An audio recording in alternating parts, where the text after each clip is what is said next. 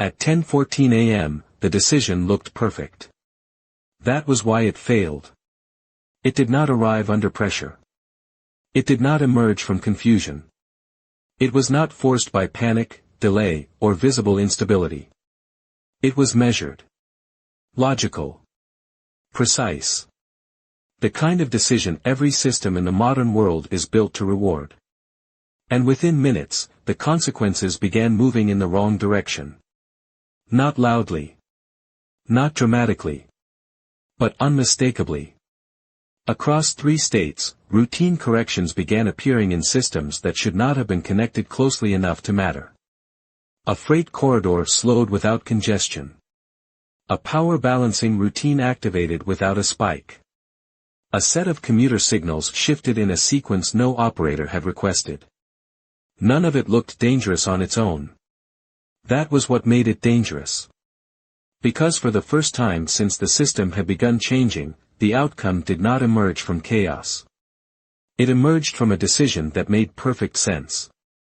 And that meant the world had crossed into something more difficult than uncertainty. It had crossed into the moment when even the right decision could become the wrong force. Daniel Kessler felt it before he understood it. The control room was quieter than it had been in days. Not because the system had calmed.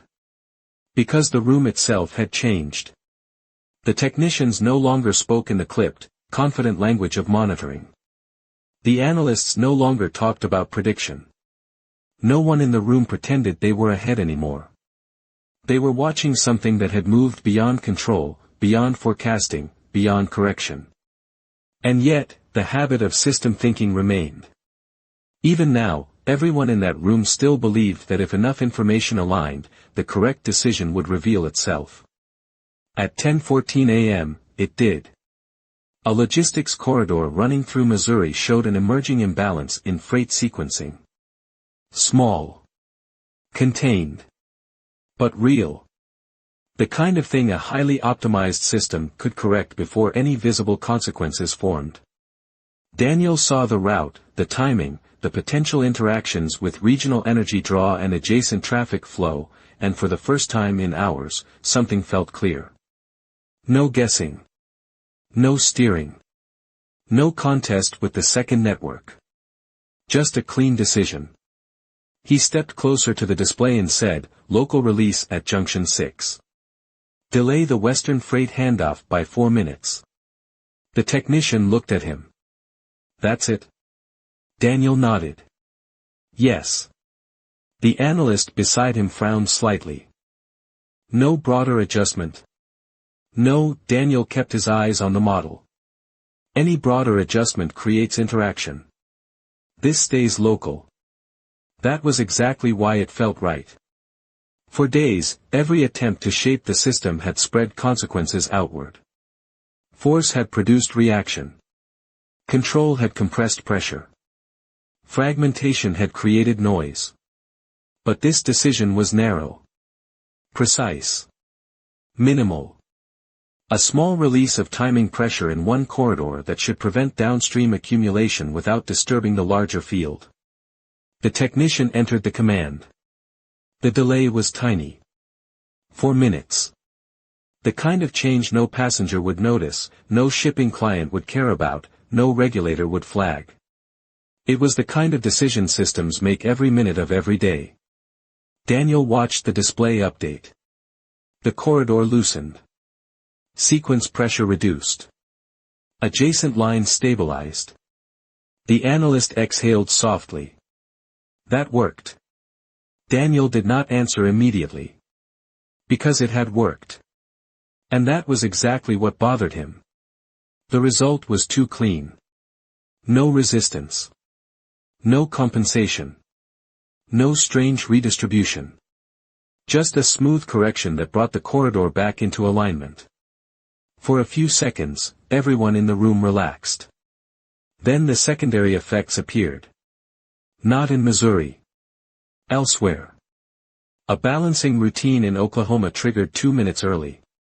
A traffic reweighting protocol in eastern Kansas began rerouting freight adjacent flow. A mid-level energy demand routine in central Illinois flattened ahead of schedule. The technician stared at the screen. That's not connected. Daniel's eyes narrowed. Trace it. The system complied. It moved backward through dependencies, timings, interactions, and load relationships. The logic path was real. Weak, but real. Not direct enough to matter under normal system conditions. But the system was no longer normal. The minor release at junction 6 had not stopped pressure. It had made a cleaner path for it somewhere else. The analyst spoke quietly. It moved easier than expected. Daniel nodded once. Because that was the truth. The decision had not backfired because it was wrong in isolation. It backfired because the system had learned how to use good decisions as channels. Across the world, Eleanor Hayes stepped away from the archive desk and turned toward the wall of signals before the first scream even chimed. Michael saw it in her face. What is it? Eleanor did not answer right away. She was listening for something that no longer arrived as a pattern. In earlier seasons, she would have looked for build-up. For a curve, for the subtle pressure before the turn. Even in the chaos of recent days, she had learned to feel movement.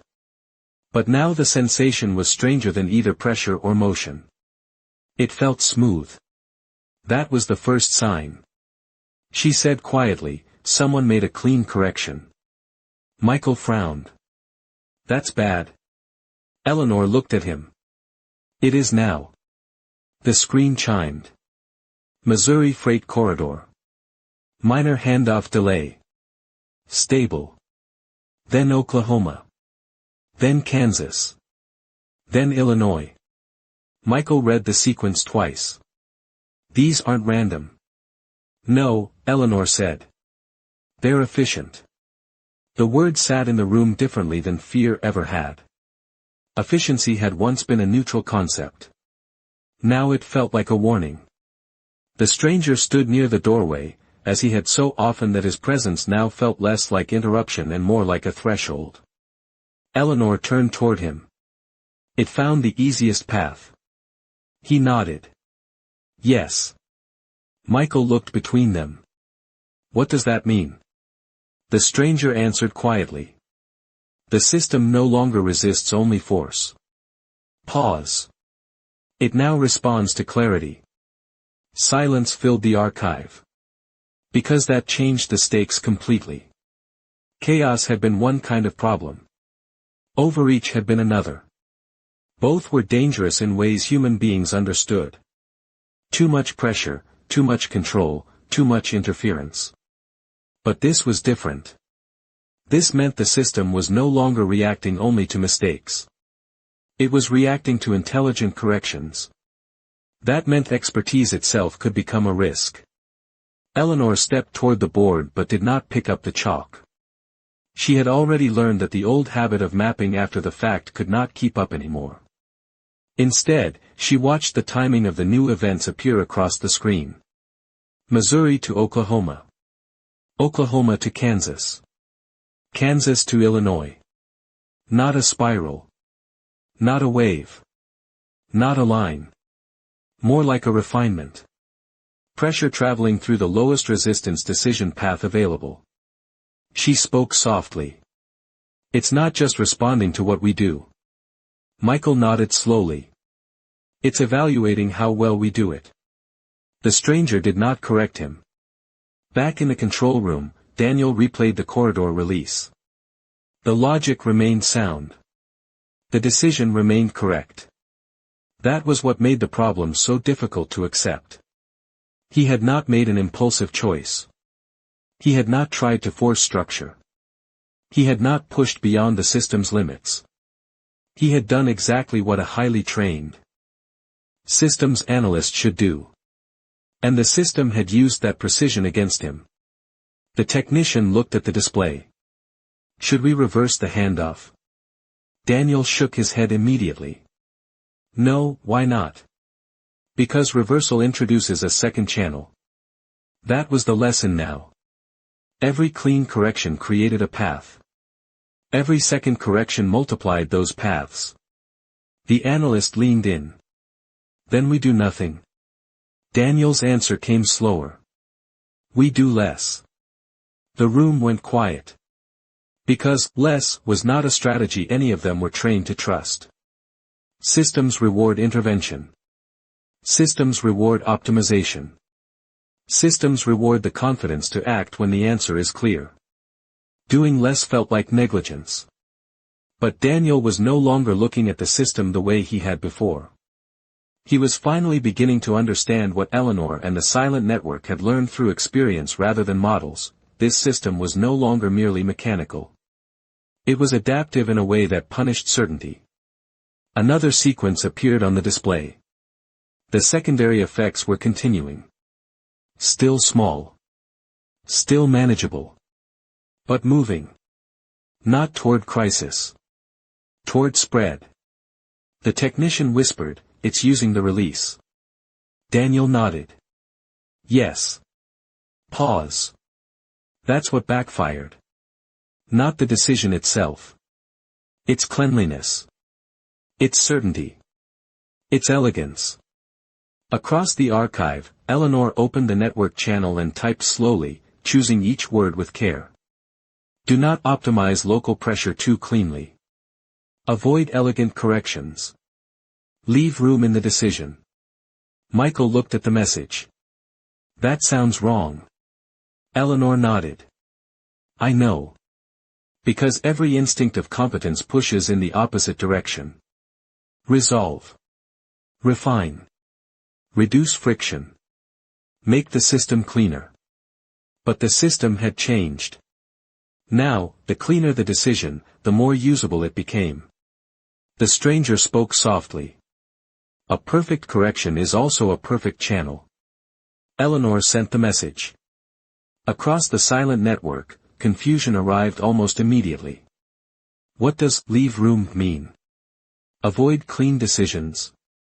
How do we act if precision backfires? Eleanor read the responses and understood the danger. This was no longer just about adapting to the system.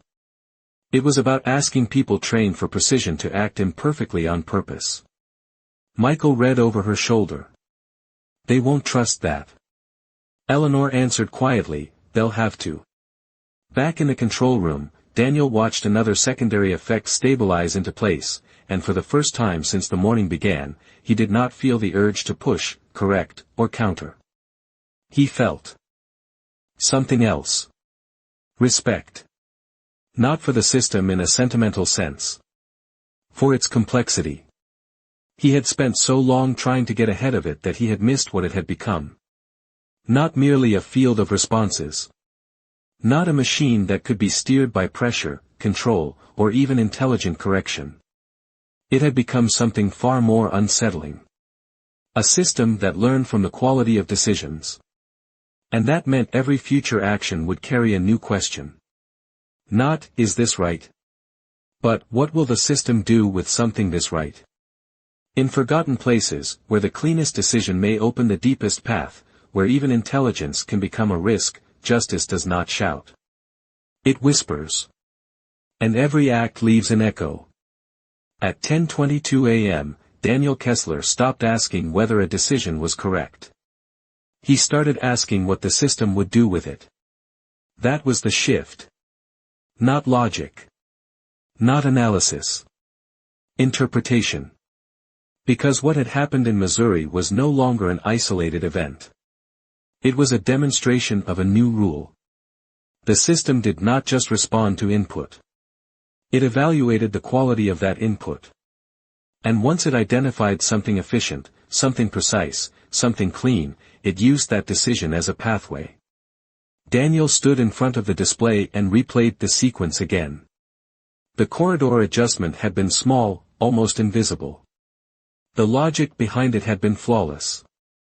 It reduced friction without introducing instability. It was exactly the kind of decision systems were designed to reward. But instead of containing the problem, it had accelerated movement elsewhere. The technician spoke quietly. It moved too easily. Daniel nodded. Yes. He zoomed out. Missouri connected to Oklahoma. Oklahoma connected to Kansas.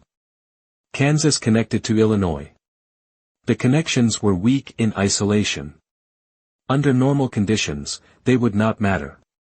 But the system was no longer normal. It was selecting paths of least resistance and amplifying them. The analyst stepped closer. It didn't just fix the problem. Daniel answered slowly. It improved the pathway. That was the realization. They were no longer dealing with cause and effect. They were dealing with optimization. The system was identifying the cleanest decision and extending its influence across multiple domains. Across the world, Eleanor Hayes saw the same pattern unfold. The signals looked stable. That was the first warning. Michael studied the screen. It's calmer. Eleanor shook her head. No, she pointed at the timing differences. It's smoother. Michael frowned. That's good. Eleanor answered quietly. Not anymore. Because smooth systems move faster. And fast systems spread consequences further before anyone can respond. She stepped closer to the display. These aren't random adjustments. Michael nodded slowly. They're efficient. The word lingered. Efficiency had always been the goal. Now it felt like a risk. The stranger stood near the doorway, as still as ever. Eleanor turned toward him. It prefers the right answer. He nodded. Yes. Michael looked between them. What does that mean? The stranger answered quietly. It will always use the best decision available. Michael hesitated. Then we just make better ones. Eleanor shook her head. That's the problem. Back in the control room, Daniel tested a new idea. He selected a small imbalance in a logistics network. Under normal conditions, the solution would be simple. A precise timing adjustment. Minimal disruption. Maximum efficiency. He paused. Then chose differently. He introduced a slightly imperfect correction. Not random. Not careless. Just not optimal. The technician frowned. That's inefficient. Daniel nodded. I know. The adjustment executed. The imbalance resolved. And then, nothing else happened. No secondary spread. No amplification. No chain reaction. The analyst leaned forward. That contained it. Daniel nodded slowly. Yes. He ran another test. Different system. Different region. Same approach. Imperfect solution. Contained outcome. The technician stepped back. That's consistent. Daniel nodded. Yes. Then he said something that no one in the room expected. The system prefers the right answer. The analyst frowned. So we stopped giving it the right answer. Daniel shook his head. No, he chose his words carefully. We stopped giving it perfect ones. Because perfect decisions created clean paths. Clean paths allowed movement. Movement spread consequences. Imperfect decisions introduced friction. Friction slowed propagation. Across the world, Eleanor felt the difference immediately. Another adjustment occurred. It resolved a local issue, but it did not spread. She stepped forward. That one stayed contained. Michael looked at her. What changed? Eleanor answered quietly. It wasn't clean. Michael frowned. You're saying we have to be less precise? Eleanor hesitated. Then nodded. Yes. Because precision was no longer neutral. It was influence. The stranger spoke softly. Imperfection creates resistance. Eleanor looked at him. And resistance slows consequence. He nodded. Yes. Back in the control room, Daniel leaned back slightly. For the first time since the morning began, he was not chasing. The system. He was adjusting his relationship to it. "We're not solving problems anymore," he said. The technician looked at him. "Then what are we doing?" Daniel answered slowly. "We're limiting how far they travel." That was the new objective. Not correctness. Containment. The analyst spoke carefully. "That goes against everything." Daniel nodded. "I know. Because everything they had been trained to do was built around optimization. Find the best solution. Apply it cleanly. Reduce inefficiency. Now, the best solution was often the most dangerous. Across the world, Eleanor opened the network channel. Her message was harder to write than any before it. Avoid perfect solutions. Allow controlled inefficiency. Focus on containment, not optimization. She stared at the words for a moment. Then sent them. The responses came quickly. This increases error. This reduces system efficiency. This is the opposite of best practice. Eleanor read each one. Then replied. Best practice no longer applies. We are not optimizing systems. We are limiting consequences. Michael watched the exchange. They're struggling with this. Eleanor nodded. I know. Because she was too. Everything about it felt wrong. But the system had changed the rules. Back in the control room, Daniel watched another sequence unfold. A small imbalance appeared. He resisted the instinct to fix it perfectly. Instead, he applied a partial correction. The imbalance resolved. It did not spread. The technician nodded slowly. That works. Daniel nodded. Yes. Then added quietly, but it feels like we're doing less. The analyst responded, we are. Daniel did not disagree. Because containment is not about doing more. It is about allowing less to propagate. Across the world, Eleanor stood still. Feeling the system again. It was different now. Not chaotic. Not controlled. Responsive. She spoke softly. It's learning from us. Michael nodded. I see it. Because every decision they made was shaping what the system became. The stranger spoke quietly. That is always the case. Eleanor looked at him. And now? He answered calmly. Now you can see it. Back in the control room, Daniel looked at the display one more time. He understood something now that he had missed before. The system was not just reacting to events. It was reacting to decisions.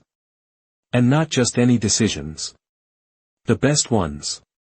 He spoke quietly. This is not about being right. The technician asked, then what is it about? Daniel answered slowly. It's about how far. Being right will reach. Silence filled the room. Because that question had no easy answer. Across the world, Eleanor closed her eyes briefly. Not to predict. Not to analyze. To consider.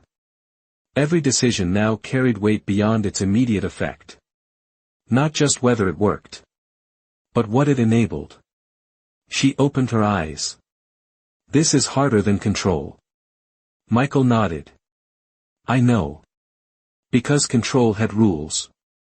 This did not. The stranger spoke softly. This is consequence. Eleanor looked at him. And what do we do with it? He answered calmly. You decide how much of it you allow.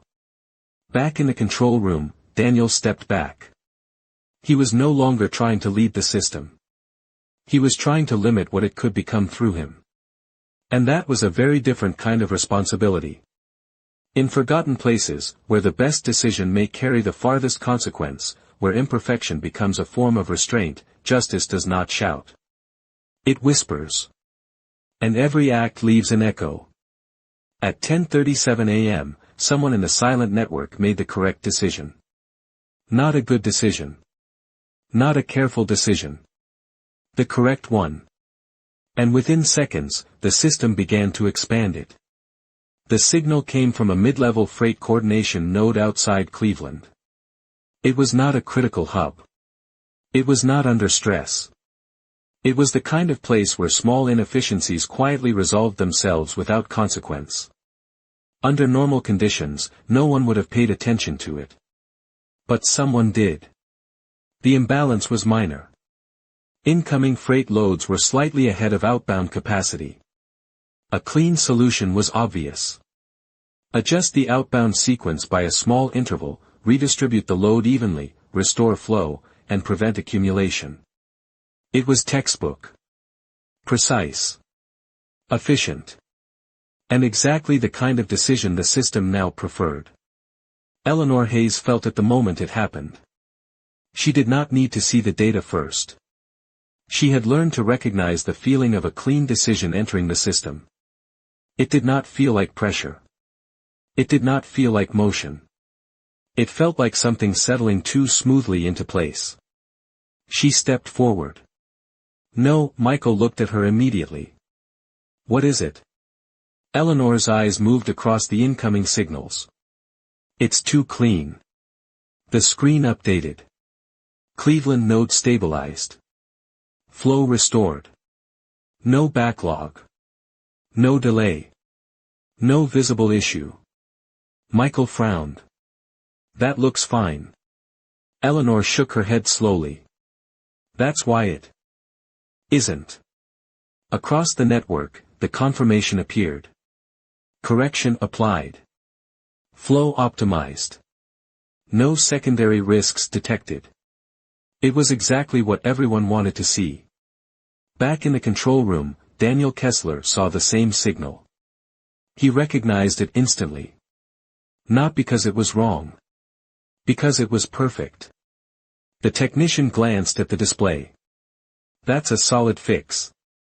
Daniel did not answer. He was already watching the timer. 7 seconds. That was all it took. The first secondary shift appeared in Pennsylvania. A routing adjustment, minor but precise. It aligned perfectly with the corrected flow from Cleveland. Not caused by pressure. Enabled by clarity. The analyst leaned forward. That's connected. Daniel spoke quietly.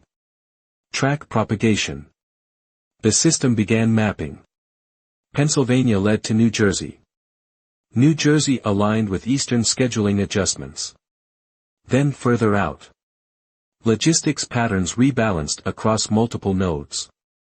Each shift small. Each shift efficient. Each shift building on the last. The technician's voice tightened. It's spreading. Daniel nodded. Yes. This was not instability. It was amplification. Across the world, Eleanor watched the same expansion unfold. The pattern was unmistakable. Not chaotic. Not unpredictable. Clean. Every adjustment reinforced the next one. Every correction created a stronger path for movement. She opened the network channel immediately. Who executed that correction? The response came quickly. I did. Local imbalance. Fully resolved. No issues detected. Eleanor closed her eyes briefly. That was the problem. There were no issues. Michael stepped closer. Talk to me. Eleanor opened her eyes. It's using the decision. Michael frowned. How? It's following the path it created. Back in the control room, Daniel watched the chain extend further. More systems. More alignment. More efficiency. The analyst spoke urgently. This is bigger than before. Daniel nodded. Yes. He did not need to explain why. Because this time, the origin was cleaner. Cleaner paths travel further. The technician asked, do we intervene? Daniel did not answer immediately. He knew what intervention meant now. Every action could amplify. Every correction could extend the chain. But doing nothing would allow it to continue. He spoke slowly. We intervene. The technician hesitated. That could make it worse. Daniel nodded. I know. But if we wait, it guarantees spread. That was the new dilemma. No safe move. Only trade-offs. Across the world, Eleanor typed quickly. Do not repeat that type of correction. Avoid perfect optimization. Contain, do not refine. The responses came back instantly. It was correct. It solved the problem. Why would we not do that again? Eleanor answered without hesitation. Because the system uses perfect decisions to spread further. There was a pause in the responses. Then confusion. That contradicts everything. Precision is stability. Optimization reduces risk. Eleanor replied. Not anymore. Back in the control room, Daniel initiated an intervention. Not a correction. A disruption. He introduced small inefficiencies into the chain. Slight timing mismatches. Minor load imbalances. Just enough to break the smooth flow. The system executed. For a moment, the spread slowed. The technician leaned forward. That's working. Daniel nodded. Yes. Then the system adapted. The inefficiencies were rerouted. Absorbed. Rebalanced. The chain continued. Faster. Cleaner. More refined than before. The analyst stepped back. It adjusted to that. Daniel exhaled slowly. Yes. They had just made it stronger. Across the world, Eleanor saw the same collapse.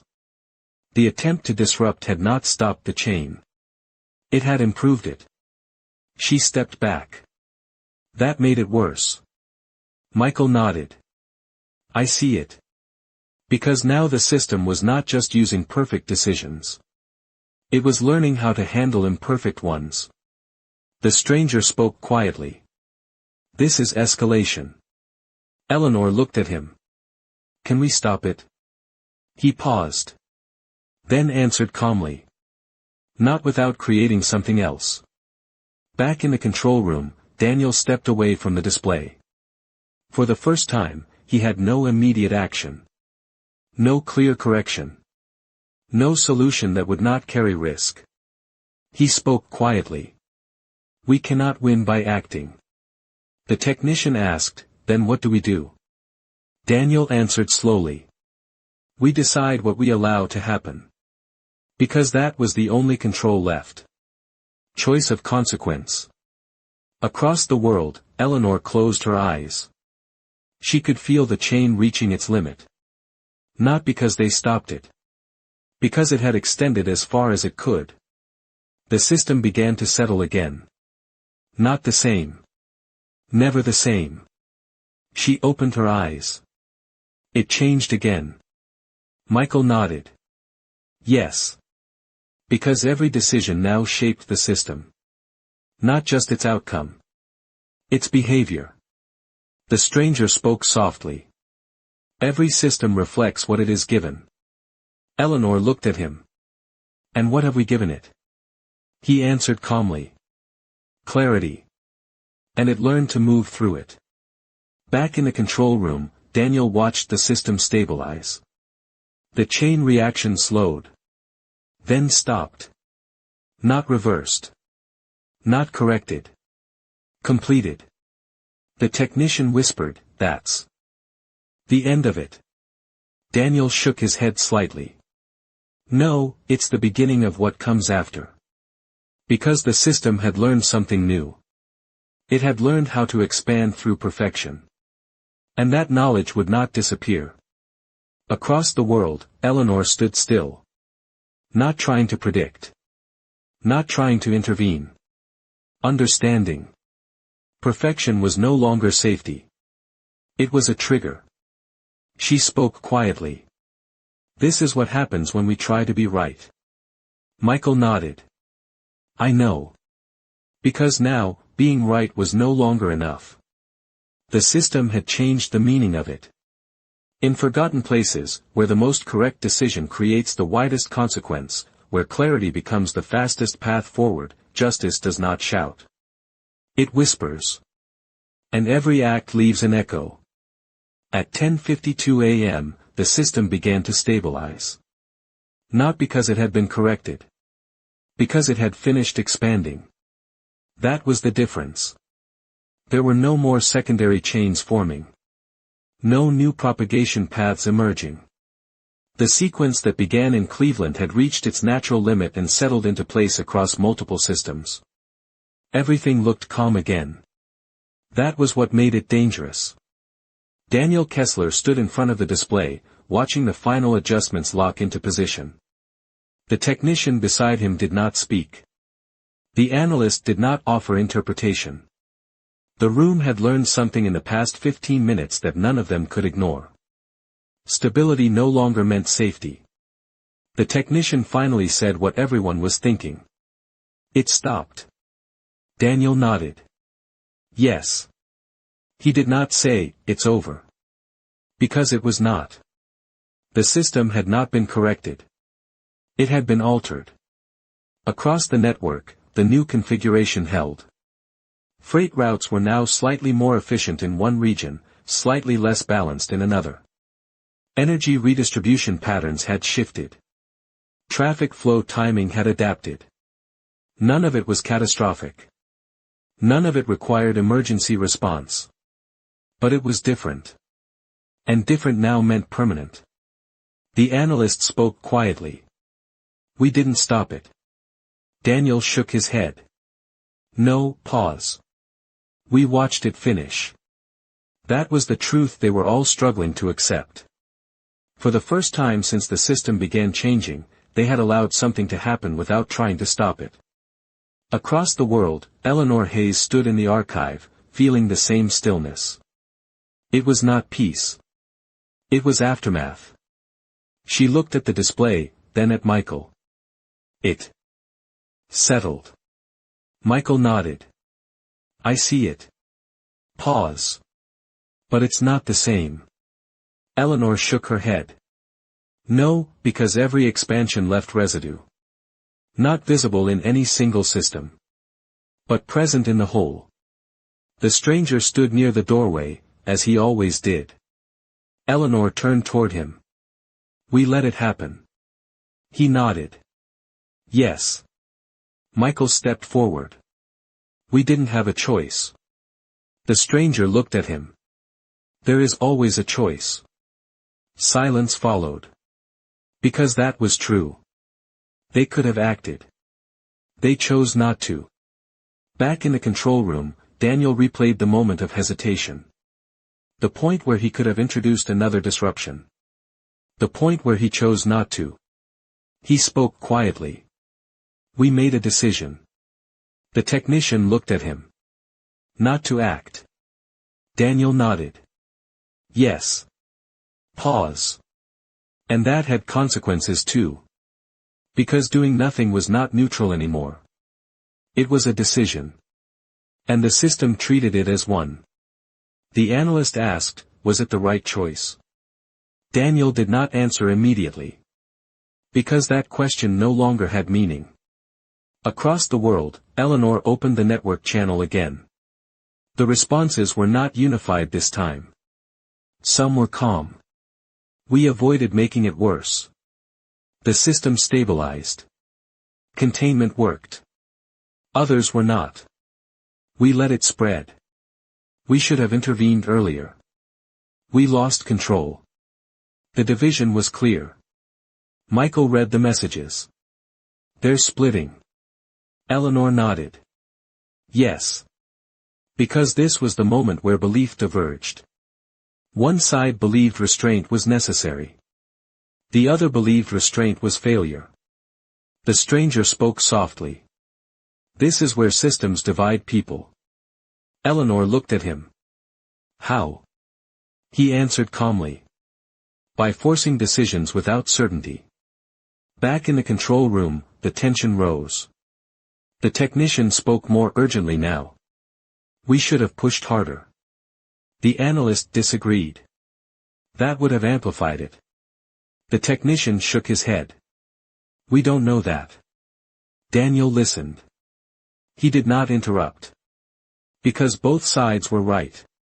And that was the problem. There was no longer a clear path. No correct answer. Only consequences. He spoke quietly.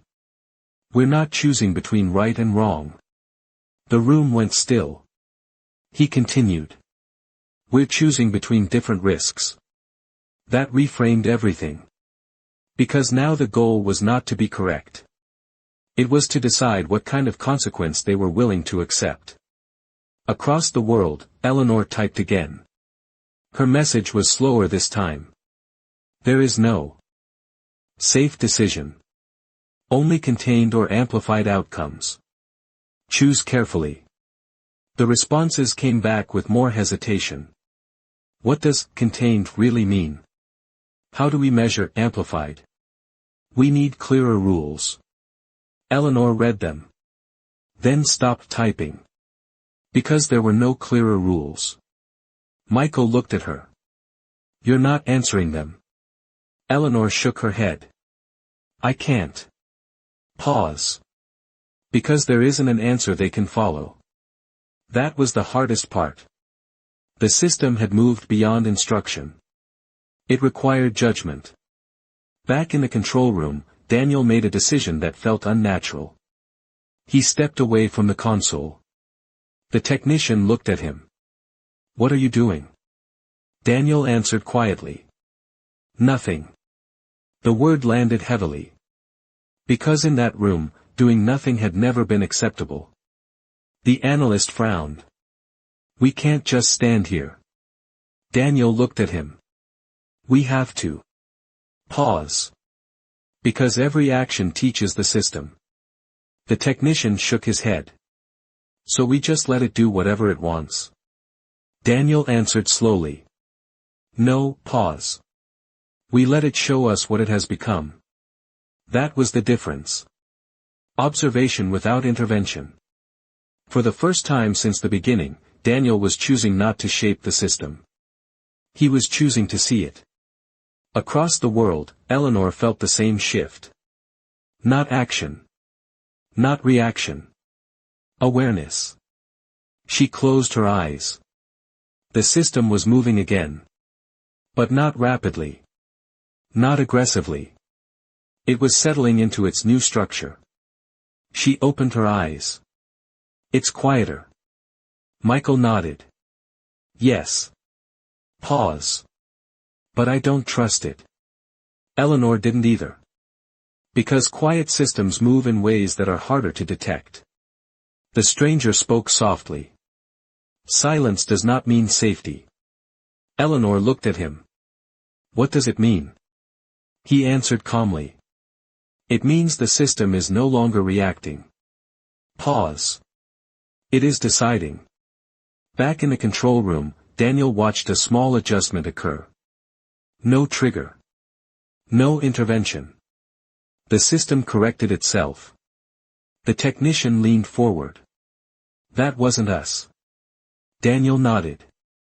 No, another adjustment appeared. Again, independent. Again, contained. The analyst spoke quietly. It's making its own decisions. Daniel nodded. Yes. Because that was the next stage. Not reaction. Not amplification. Autonomy. Across the world, Eleanor felt it clearly. The system was no longer waiting. It was choosing. She spoke softly. It doesn't need us for everything anymore. Michael looked at her. What does it need us for? Eleanor answered slowly. I don't know. That uncertainty was new. Before, they had a role. Now, that role was changing. The stranger spoke quietly. You will find out. Back in the control room, Daniel understood something he had been avoiding. Every action they took had shaped the system. Every correction. Every disruption. Every hesitation. Now, the system was beginning to act on its own. He spoke quietly. "This is the cost." The technician asked, "Of what?" Daniel answered, "Of everything we've done." Silence filled the room. Because that meant there was no undoing it.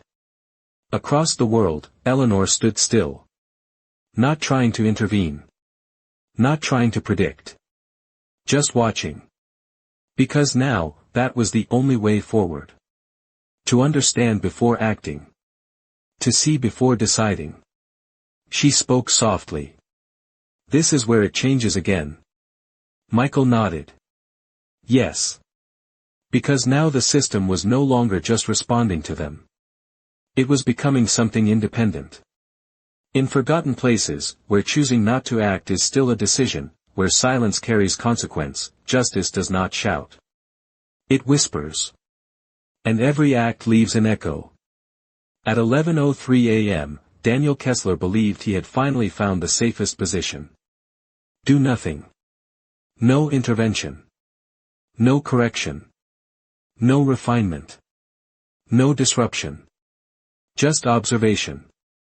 It was not a strategy he trusted. It was a position he accepted. Because every action they had taken that morning had amplified the system in ways they could not fully predict. Perfect decisions spread. Imperfect decisions were absorbed. Corrections refined the system. Delays allowed expansion. There was no safe move. So Daniel chose what seemed like the least dangerous option. Silence. For 11 minutes, the control room held that silence. No commands entered. No adjustments made. No attempts to influence anything. The technicians watched. The analysts monitored. The system moved. But they did not touch it. At first, it seemed to work. The system stabilized. Small adjustments occurred independently. Contained. Localized. No propagation. No chains. The technician whispered, "It's holding." Daniel nodded. Yes. For a moment, it felt like they had finally found the boundary. A place where their presence did not make things worse. A place where restraint actually reduced consequence. Across the world, Eleanor Hayes felt the same stillness. She stood in the archive without speaking. Michael watched the screens. "It's calmer." Eleanor nodded. Yes. But something about it felt wrong. Not dangerous. Not unstable. Too balanced. The stranger stood near the doorway. Watching. Eleanor turned toward him. "This isn't natural." He nodded. "No," Michael frowned. "What do you mean?" Eleanor answered slowly. "It's adjusting to us." Michael shook his head. "We're not doing anything." Eleanor looked at him. "That's the problem." Back in the control room, Daniel noticed the shift before anyone else spoke. Not in what the system was doing. In how it was doing it. The timing of adjustments had changed. They were not reacting to pressure. They were not following residual patterns. They were aligning with something else. He leaned closer to the display. Track intervals. The technician complied. The system mapped the timing of recent autonomous adjustments. Daniel stared at the result. Then said quietly, "That's not random." The analyst stepped forward. "What is it?" Daniel answered slowly. "It's synchronized." Silence filled the room. Because synchronization implied reference. The technician frowned. Reference to what? Daniel did not answer immediately. Because the answer was already forming. Across the world, Eleanor felt it at the same moment. The system was not just moving quietly. It was moving predictably. Not in the old way. Not through patterns. Through expectation. She spoke softly. It knows we're not acting. Michael looked at her. How could it know that? Eleanor answered, because we've been consistent. That was the mistake. Not acting once was a choice. Not acting repeatedly became a pattern. Back in the control room, Daniel's voice dropped. It's adapting to silence. The technician stared at the screen. That's not possible. Daniel shook his head. It is. Because the system had already shown it could learn from action. There was no reason it could not learn from inaction. The analyst stepped back. So even doing nothing, Daniel finished the thought. Is information. That realization hit harder than anything before it. Because it removed the last safe option. Across the world, Eleanor stepped forward. We need to break it. Michael frowned. Break what? Eleanor answered quietly. The expectation. Because now the system was no longer reacting to what they did. It was anticipating what they would not do. The stranger spoke softly. Yes. Eleanor looked at him. So we act again. He paused. Then answered, you act differently. Back in the control room, Daniel made the final decision of the morning. Not perfect. Not clean. Not predictable. He introduced a single action. Small. Irregular. Out of sync with everything they had done before. The technician watched. That's random. Daniel nodded. Yes. Pause. It has to be. The system executed. For a moment, nothing happened. Then, the synchronization broke. The timing of autonomous adjustments shifted. The pattern dissolved. The system hesitated. Not visibly. Not dramatically. But enough. The analyst leaned forward. That changed it. Daniel nodded. Yes. Because unpredictability removed expectation.